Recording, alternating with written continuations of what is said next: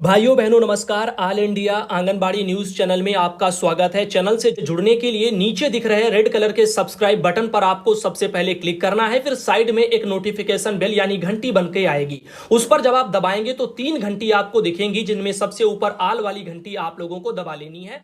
भाइयों बहनों, उर्मिला बहन है, मोरेना जिले से आती हैं। उन्होंने एक जानकारी भेजी है, आंगनबाड़ी कार्यकर्ता सहायिकाओं को सरकारी कर्मचारी बनाओ और साथ ही कुछ और मांग है, जैसे 26,000 रुपया न्यूनतम वेतन दो, काली श्रम संहिताओं को रद्द करो, सभी श्रम कानूनों का लाभ सभी आंगनबाड़ी कार्मिकों को दो, आईसीडीएस का किसी भी स्तर पर निजीकरण बंद करो, आंगनबाड़ी केंद्रों को गोद लेने की जो प्रक्रिया है उसको भी पूरी तरीके से बंद करो, क्योंकि ये निराधार है। सरकार अपना जो दायित्वों का जो पल्ला है उसको अपना पल्ला झाड़ रही है, यानी दायित्वों से मुख मोड़ रही है। साथ ही पोषण ट्रैकर ऐप पर बिना मोबाइल रिचार्ज की पर्याप्त धनराशि दिए उस पर काम का जबरन जो है, जो काम करवाने का जो बोझ है उसको भी समाप्त करो, काम करने की अनिवार्यता को समाप्त करो। इन सब मांगों को लेकर के मध्य प्रदेश से आंगनबाड़ी बहनें मैदान में आने वाली हैं। 28 और 29 मार्च को उनका 2 दिवसीय राष्ट्रव्यापी केंद्र बंद हड़ताल है। लेकिन आप सबको अवगत कराना चाहेंगे, आंगनबाड़ी जो कार्यकर्ता एवं सहायिका एकता यूनियन जो है मध्य प्रदेश की तरफ से यह जानकारी है और भेजा है उर्मिला बहन जो मुरैना जिले से आती हैं। लेकिन इसके विपरीत अगर आप देखें तो मध्य प्रदेश में 10 मार्च से धरना चल रहा है, अनिश्चितकालीन हड़ताल चल रही है। और आप सब जानते हैं मध्य प्रदेश में जो है पिछले 13 दिनों से बुलंद आवाज नारी शक्ति आंगनबाड़ी कार्यकर्ता के नाम से जो यूनियन है उनके द्वारा अनिश्चितकालीन हड़ताल की जा रही है। तो अब यहां पर ये जो 2 दिवसीय धरना होने जा रहा है 28 और 29 मार्च को, आंगनबाड़ी कार्यकर्ता और सहायिका एकता यूनियन जो दूसरा एक है यूनियन इसकी तरफ से, तो यहां पर 2 अलग अलग यूनियन और ये केवल 2 दिवसीय कर रहे हैं। अब आप सोचो, जो अनिश्चितकालीन लिए बैठे हैं, जब 13 दिनों से उनकी समस्याओं पर सरकार ने विचार नहीं किया, तो आप 2 दिवसीय लेकर के जब मैदान में आओगे तो आपकी जो है इन प्रयासों का क्या आंगनबाड़ी बहनों को कुछ ना कुछ मिलेगा, ये आप अपने मन से पूछो। दिल्ली का उदाहरण सबने देखा है, 31 जनवरी से बराबर बहनों ने महीनों महीने हड़ताल की है, लेकिन फिर भी सरकार ने उनकी जो है नहीं सुनी। उसके अलावा आपको पता है दिल्ली में बहनें अभी भी जो है नाक में दम करो अभियान चला रही हैं, जो भी आम आदमी पार्टी के कार्यालय हैं उनके वहां जाकर के जो नाक में दम कर रही है, और फिर भी सरकार नहीं सुन रही है। तो आप सोचो मध्य प्रदेश में इन जो है यूनियन की जी के द्वारा जो है केवल 2 दिवसीय 28-29 को जो प्रदर्शन किया जाएगा हड़ताल, क्या इससे कुछ असर पड़ेगा? क्योंकि 13 दिन से तो बुलंद आवाज नारी शक्ति संगठन की बहनें बैठी हैं, फिर भी सरकार नहीं सुन रही, तो आपके 2 दिवसीय धरने से क्या होगा? अरे करना है तो जो वो अनिश्चितकालीन बैठे हैं तो आप भी अनिश्चितकालीन बैठिए, और जैसे दिल्ली में आंगनबाड़ी वर्कर बहनें अपने हक के लिए लड़ रही हैं वैसे मैदान में आइए। ये 1 दिवसीय 2 दिवसीय का जो दिखावा है वो किसी भी काम का नहीं है, क्योंकि उससे बहनों की समस्या का समाधान जीवन में नहीं होगा।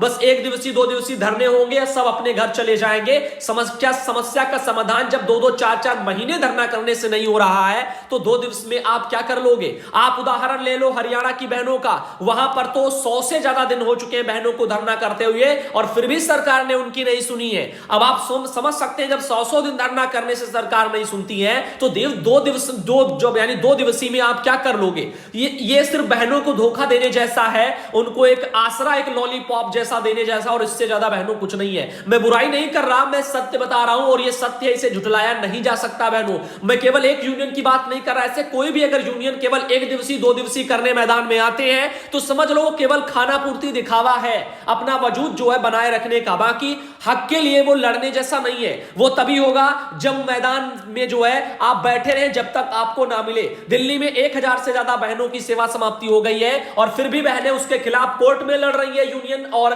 उसके अलावा जमीन पर भी अभी भी लड़ रही है। उनके हौसले अभी भी बुलंद हैं, और धरने के दौरान उन्होंने दिल्ली में 3 बार महारैलियां की है, 3 बार महारैलियां, और ऐसी भीड़ जो अन्य राज्यों में यूनियन के पास इतनी तादाद में संख्या भी बहनों की नहीं है, उतनी वो सड़कों पर लेकर के आई, वो भी दिल्ली में निकली है सड़कों पर, वो भी 1 बार नहीं 3-3 बार निकली है। अब आप समझो, ये मैं नहीं कहता कि आप जो कर रहे हो सब गलत करो, लेकिन आपके प्रयास गलत हैं। ये धोखा देने जैसा बस प्रतीत होता है। अगर सच में करना है तो अच्छे से करो, वरना 1 दिवसीय 2 दिवसीय करके बहनों को आप कुछ दिला नहीं सकते।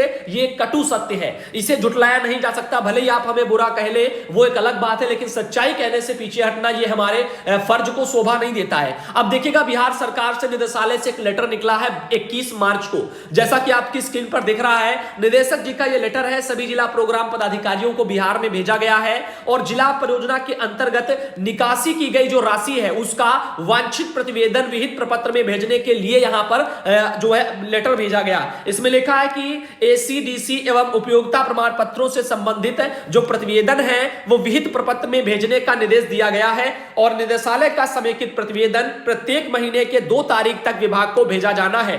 तो यहां पर आप देख सकते हो गूगल सीट जो है तैयार करके मांगी जा रही है। तो फिलहाल के लिए जो भी होगा विभाग वाले देंगे। और बहनों ये एक जानकारी है और बाकी सुबह के वीडियो में आपको सरकारी आदेश बिहार का एक दिखाया गया था। माया खरे बहन आती हैं, दमोह जिले से हैं। उन्होंने अपने वहां पर कहा है कि संगठन में मुख्यमंत्री जी और उनकी धर्मपत्नी साधना जी की शादी की सालगिरह मनाई गई है ताकि साधना जी एक नारी हैं और हमारी समस्याओं से मुख्यमंत्री जी को अवगत कराएं और हमारी मांगे पूरी करें। तो बहनों ने ही अपने वहां पर जो है मुख्यमंत्री और जो है उनकी धर्मपत्नी वो बनकर के नाटक टाइप का किया है, समस्याओं को बताया है। और ये वाला जो वीडियो है बहनों वो आपको आज दोपहर के वीडियो में चैनल पर दिखा दिया गया है। उम्मीद करते हैं आप सबने वीडियो देखा होगा।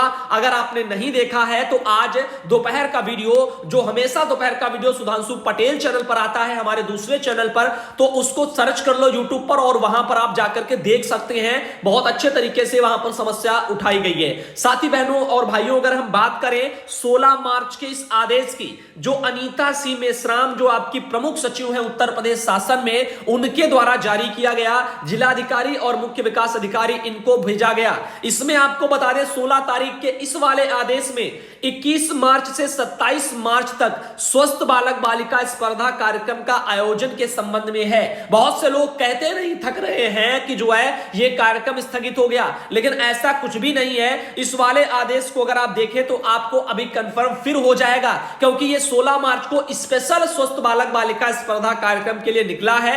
और आपको पता है कि पोषण पखवाड़ा 21 से 4 अप्रैल तक चल रहा है, जिसके अंतर्गत ही प्रथम सप्ताह यानी 21 से 27 मार्च के बीच में आपका स्वस्थ बालक बालिका स्पर्धा कार्यक्रम चलाया जा रहा है। तो बहनों और भाइयों ध्यानपूर्वक सुनना, यहां पर 21 से 27 के बीच में चलने वाले स्वस्थ बालक बालिका स्पर्धा कार्यक्रम के आयोजन के संबंध में विस्तृत दिशा निर्देश जो है निर्गत किए गए हैं। भारत सरकार द्वारा इस अभियान की संकल्पना में लक्ष्य समूह के सभी बच्चों की ऊंचाई और वजन मापने पर विशेष जोर दिया गया है। इस संबंध में निदेशक राज्य पोषण मिशन उत्तर प्रदेश के द्वारा पहले ही निर्देश दिए गए हैं और जूम वीसी में पीपीटी के माध्यम से विस्तार से चर्चा भी हो चुकी है। साथ ही इनका कहना है कि भारत सरकार से प्राप्त निर्देशों के जो अनुसार उक्त अभियान में लक्षित समूह के लाभार्थियों के वजन और लंबाई की माप आंगनबाड़ी केंद्रों के भौगोलिक सीमा में मुख्य रूप से आंगनबाड़ी कार्यकर्ती बहनों के द्वारा किया जाना है। आंगनबाड़ी केंद्र की सीमा के बाहर के लाभार्थी मुख्य रूप से शहरी क्षेत्रों में बच्चों के वजन लंबाई की माप विभिन्न एजेंसियों जैसे कि NGO, Lions club, rotary club, आवासीय कल्याण संघ, भारतीय चिकित्सा संघ, बाल चिकित्सा संघ, नियोक्ता संघ, स्कूल शिक्षक, युवा क्लब आदि द्वारा किया जाएगा।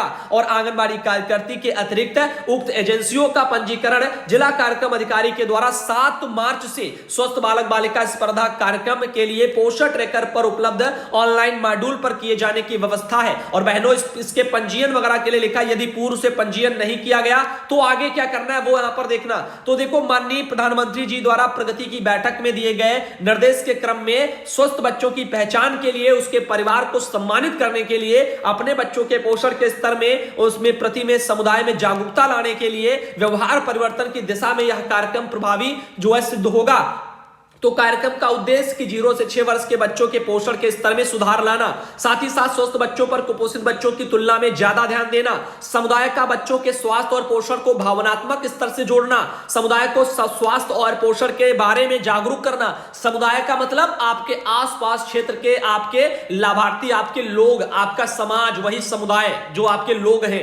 समुदाय के अभिभावकों के मध्य अपने बच्चों को स्वस्थ और सुपोषित रखने के लिए प्रतिस्पर्धा का माहौल तैयार करना, करना। आगे देखिए, बाल सेवा और पुष्टाहार की सेवाओं को प्राप्त करने वाले बच्चों की संख्या में वृद्धि, बच्चों की वृद्धि विकास की निरंतर निगरानी और कुपोषण की पहचान करना, कुपोषण को दूर भगाना, 0 से 6 वर्ष के बच्चों की ऊंचाई लंबाई मापना और उसमें जो नाटापन, दुबलापन, कम वजन, कुपोषण ये जो भी है उसकी पहचान करना और उसका एक डेटाबेस भी तैयार करना और उसके अलावा फिर उसको जो है वहां पर दूर करना। साथ ही साथ कार्यक्रम के विभिन्न घटक क्या हैं? लक्ष्य समूह 0 से 6 वर्ष के समस्त बच्चे हैं, आंगनबाड़ी केंद्रों पर आने वाले 0 से 6 वर्ष के बच्चे हैं और आंगनबाड़ी केंद्रों से बाहर के भी बच्चे हैं। ठीक, और इसके अलावा स्वैच्छिक भागीदारी, वजन एवं माप लेने का स्थान, आंगनबाड़ी केंद्र, पंचायत भवन और स्कूल, प्राथमिक स्वास्थ्य केंद्र, अस्पताल, विशेष कैंपों का आयोजन, साथ ही क्रियान्वयन की नीतियां ग्रामीण और शहरी दोनों जगह होंगी। सेल्फ मोड भी होगा।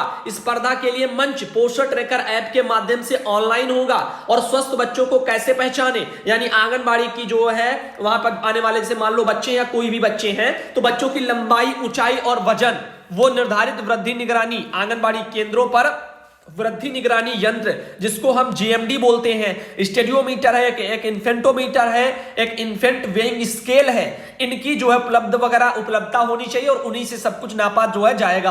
आंगनबाड़ी कार्यकर्ता विभिन्न एजेंसियों द्वारा जो है उनको पहुंचाया जाएगा। पोषण ट्रैकर ऐप के मॉड्यूल में बच्चों की लंबाई, ऊंचाई इसको जो है अंकित किया जाएगा और साथ ही साथ ऑनलाइन इनका जो है विश्व स्वास्थ्य संगठन के वृद्धि निगरानी चार्ट के अनुसार उनको ऑनलाइन उनका वर्गीकरण भी होगा। तो स्वस्थ बच्चों के लिए पोषण ट्रैकर पर डैशबोर्ड पर स्वतः एक प्रमाण पत्र भी जो है जारी हो जाएगा। राज्य जनपद निकाय द्वारा स्वस्थ बच्चों को पुरस्कार भी दिए जाएंगे।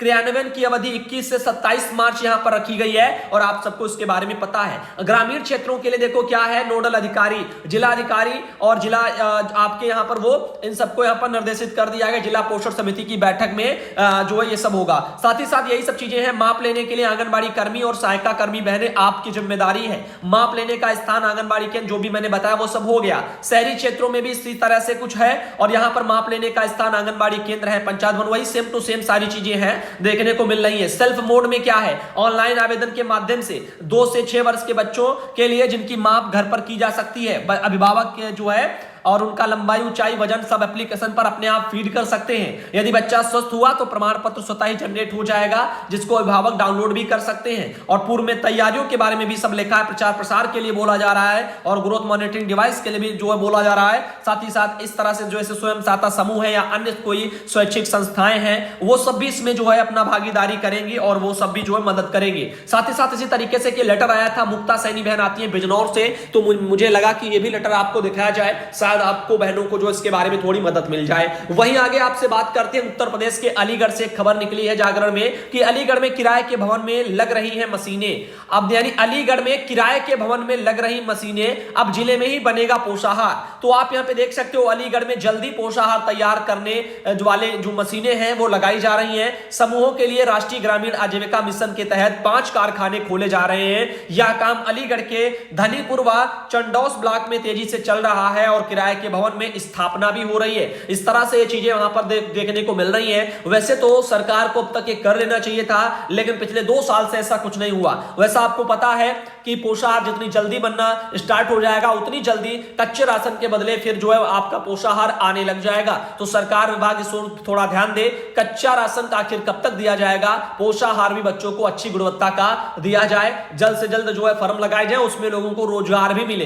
तो यहां पर रोजगार का भी अगर देखें तो आपको केवल ग्रामीण जो है आजीविका मिशन वाली जो स्वयं सहायता समूह की बहनें हैं उन्हीं को उसमें लगाया जाएगा। ये चीजें निकल के आ रही हैं। 1500 समूहों ने इसका जिम्मा भी संभाला है। तो आपको बता दें कि पोषाहार तैयार करने के लिए जिले में कुछ 5 जो है कारखाने खोले जा रहे हैं और प्लांट के आसपास के 1500 समूहों ने इस कारखाने के संचालन का जिम्मा उठाया। हर समूह ने 30,000 रुपए का योगदान दिया। ऐसे में करीब 4.5 करोड़ की धनराशि एकत्र हो गई है। 90 लाख रुपए एक कारखाने पर खर्च होंगे। इस धनराशि से भवन के किराए के अलावा मशीनरी व अन्य काम पूरे हो जाएंगे। तो 1500 समूह है और सबने 30 हजार जो है यहां पर बताया जा रहा कि पैसे दिए हैं। तो इस तरह से जो है 4.5 करोड़ लगभग जो है पैसा जमा हो गया और 90-90 के हिसाब से जो है पैसे बटेंगे और फिर जो है ये केंद्र खोले जाएंगे और 5 प्लांट खुलेंगे। ठीक, तो आप यहां पे देख सकते हो। तो अब देखते हैं आगे क्या होता है। खैर, ये सरकार के स्तर से तो पैसा समझो लगा ही नहीं, समूह जो पैसा जमा करते हैं उसे निकल के सब पैसा गया है और इस तरह से कुछ पैसे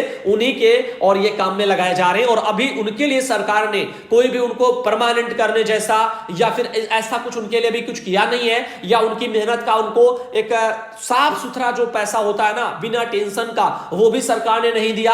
बहनों को बस काम दे दिया गया, चाहे वो समूह वाली हो, बस आप जाओ राशन उठाओ और चले जाओ, ये करो वो करो, जो भी पैसे आए वो डाल दिए गए, उसी में से खरीदो जो भी करो। वो काफी लोग अपना दंड फंद फैलाए हैं वो करते हैं, लेकिन ये सब गलत चीजें हैं। उस पर अधिकारी एक्शन ले लेंगे और खुद भी अपना मोटा पेट भरेंगे और आपसे गंदा काम करवाएंगे।